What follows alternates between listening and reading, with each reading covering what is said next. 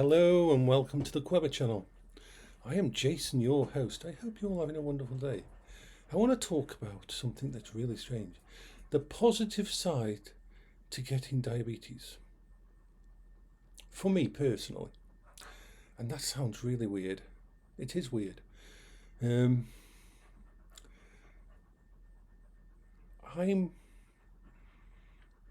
finding positives to all of this situation.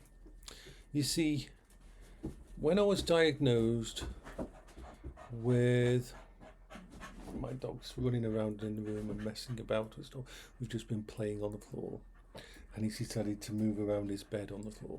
Anyway, so my body was in a bad way. My kidneys had moderate damage. My liver had moderate damage. My potassium was at a level where they were worried that my diaphragm would stop working, or I would become completely paralysed and I would just die. I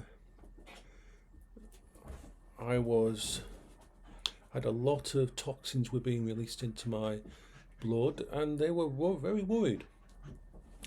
But the thing is this, I'm autistic. I've got ADHD, and when something like this kicks in, my brain sees it as a problem to solve. Just like my wife's illness was a problem to try to solve. So no matter what's going on, my actual body is in better condition now.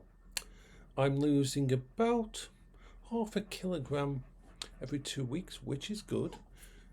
Well, we've reduced my loss of losing weight to that. It's good, it's healthy, it'll be slowly getting me into a good thing now. And I went on Monday to have what's called an FBC, full blood count, because there's something else going on with my body that we've got to sort out. But it looks like there's a good chance that it isn't cancer, that it's just, if it's cancer, it's a benign cancer, or it's a cyst, or something like that. So that's a good thing. So the first stage of that is, of course, I'll be going to the hospital, but the first stage of that is I'm just going into my GP stuff, which is just in the NHS app. Give me a second, just need to do something. Right. So I'm going to go down to my most recent tests and go through them with you. Okay, so test results. I have 154 tests that have gone on since when I was diagnosed with diabetes. So the first test was what's called a full blood count, an FBC. This is taken because they think that there was a chance the cancer, and this will show up certain markers. Let me go into full blood tests. So start with something like hemoglobin and stuff like that, and so on. It gives you both a graphical representation that you're in the green. So my hemoglobin estimation is 155. Now the good result is anywhere between 130 and 180 is good. Goes through white cell count, 6.7. The normal is between 4 and 11. So once again, in the green area, in the good area. They checked that in case I had an infection or some kind of infection. If it wasn't a tumour, if it was some kind of infection that was causing my issues. And that would show up in like white cell count and things like that. For example, my wife, because when she had leukemia, her red blood cell count was basically non-existent. Her platelet count was non-existent, but her white cell count was through the roof, but it was immature cells, so they couldn't do their job either. So that was very deadly and very dangerous for her. So all this, it's got lots of things. Platelet count was 219. Normal is between 150 and 450. That's an okay reading. It means that if I have a problem, my blood will clot. Platelets are very useful. Then we've got the red blood cell count of 5.34. Reference range is between 4.5 and 6.5. So I'm in the green area again. All of these results for the full body, everything are in the green, in the green, in the green. Mean corpuscular volume is in the green. All of these different things. Percentage of hypochromic cells, 3.9%, which is in the green area. Everything is in the green area. All of the original neutrophils, lymphocytes, this is what they mean by a full. They take your blood and they do an absolutely full reading of pretty much all the standard things, and this can show up different problems. So yeah, everything's good on that side, right. As well as that, what's called a serum creatinine test came back as well, and that shows the kind of stuff that shouldn't be in your blood, or not an amount of blood things in there.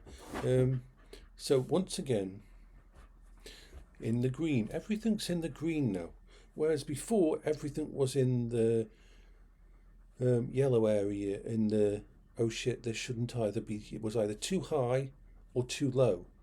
So everything was either too high or too low. I can show you that by, if I just view my test results. You can see there the spike that happened while I was undiagnosed diabetes, and when everything had spiked into a bad side. The dog is having fun. So now, liver function test. My liver wasn't in good condition, but now, yes baby, you're enjoying yourself, aren't you, messing with all that?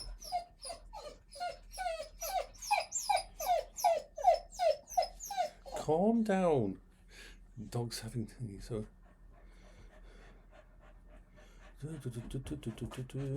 serum alcohol view test.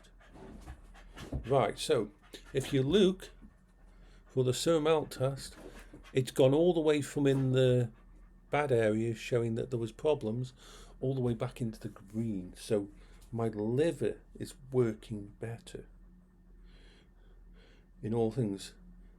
My kidneys are working better, and my potassium level has stabilized, which is fucking awesome, because potassium was the dangerous one. So if we view the test on here and see where we're at now, you can see how bad my potassium levels were and how dangerous they were. I mean, I came very close to death, because when potassium's that low, what happens is basically you go numb at the extremities first. That's usually the first sign, because the potassium is what helps with the electrolytes in the body. It helps the nervous system to work. So it's not good. When it gets to that dangerous levels, what happens is basically your muscles stop working. And some of the biggest muscles are your heart and your diaphragm. And if your diaphragm stops working, you're dead. If your heart stops working, you're dead. So, and you've got to remember something. I am taking 3,000 milligrams of potassium citrate every single day as a supplement. And every day I have meals that are loaded with potassium, and still my potassium has just leveled out just at 3 point, just above bad, just above there. If I stop taking all my thingies, because of the bowel cancer and how my body doesn't absorb it as much, I've always got to fight that and make sure that I can't go a day without the supplements. I can't go a day without make sure I've got spinach and celery and garden peas and green beans and all these things that have potassium in my meals. I've got to eat them, because if I don't, I am fucked. That's the most dangerous one, the potassium. Everything else is. So it's stabilized. I had a reading on the August the 20th, which is 3.7. And the 8th of September, 3.7. So it's stabilized. It's not going up. I'm not having too much potassium. My body, but it's in a safe area.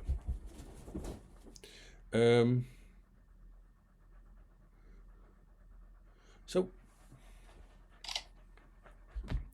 the good thing is that no permanent damage from the diabetes and the medication that had the side effect has happened to my body. So that side is perfect. Why I say though it's a positive thing, diabetes, because without it coming up to into light that my body was in this shape, without knowing that this was a situation, I would have been fucked. A couple of more months and I would probably died. It just fell apart, or ended up in the accident and emergency ICU. So I'm healthier than I was. I'm eating better than I was. I'm losing weight at a stable amount that isn't affecting my nutrition. Remember, I can't diet in the normal sense because I've got to make sure that I load my body with potassium. And even though I'm on supplements, 3,000 milligram supplements, I've still got it doesn't work as well, supplements don't, as stuff that's in food that your body absorbs naturally, slowly through food. So I'm always going to have to eat lots of veg, and I'm going to have to make sure that everything is working, because otherwise I'm FC UK'd. So it's an ongoing thing, but losing a little bit of weight won't do me any harm at all. As for the other problem, we don't know what it is, but because we've had all of these markers back that are showing that there's a good chance that it isn't cancer, because there's certain things that change in your body if you've got cancer. For one thing, certain kind of cancers, like how they found out I had bowel cancer, I didn't have any of the normal signs. There was no blood in my stool, I wasn't having problems going toilet, there was no issues to show it, except for a blood test which was just my yearly blood test back then, again, once a year a blood test, and that blood test showed that my red blood cell count had dropped by 30%.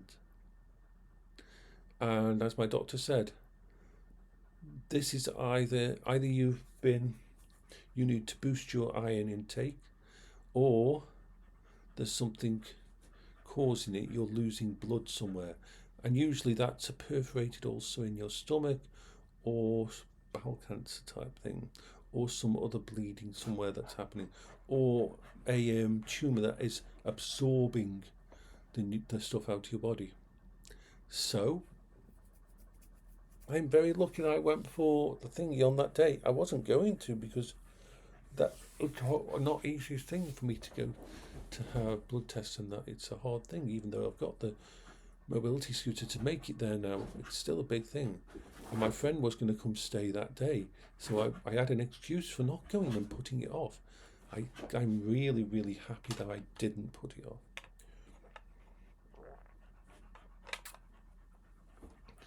My food, I've found that I can eat certain things. I've got my thingy to check my readings, and if we go into memory,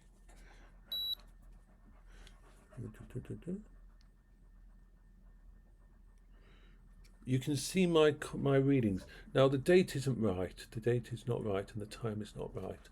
On there, I've never set the date and the time for it. But this was yesterday's 2 hours after I ate. There. Now that 8.4, that was just after I had something which I knew would boost it, but it wasn't a problem because it's still within range, and it came back down quickly to the 7s.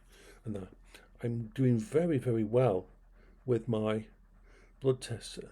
It's all staying within range for the blood sugar things, all staying in range. 8.4 is usually happens when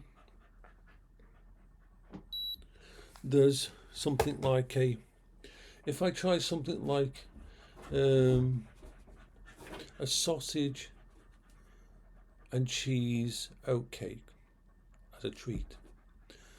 It's not got too much in it, but it rises a bit higher than normal. But that comes down almost straight away, so it does no harm. It never goes above the green levels now. there's a very good chance that I'll enter what is called diabetic remission. That is when over 3 months your HB, the blood test that they test, that tests the average of your blood sugar, will go below a certain amount in a 3-month period, and then you're classed as being in remission from diabetes. It doesn't mean you can stop doing your thing. You've still got to watch what you eat and everything, but that kind of control, being autistic, this kind of control and problem solving means it's easy in my brain to factor it into everything. So yeah, it's been for my health, it's such a positive thing. That's the weird thing. I've learned a lot about empty calories, about junk food, and about eating better. Yes, it's fucking well cost me. The amount of my food budget is now massively inflated compared to what it was. But yeah, I'm good. So bye bye for now.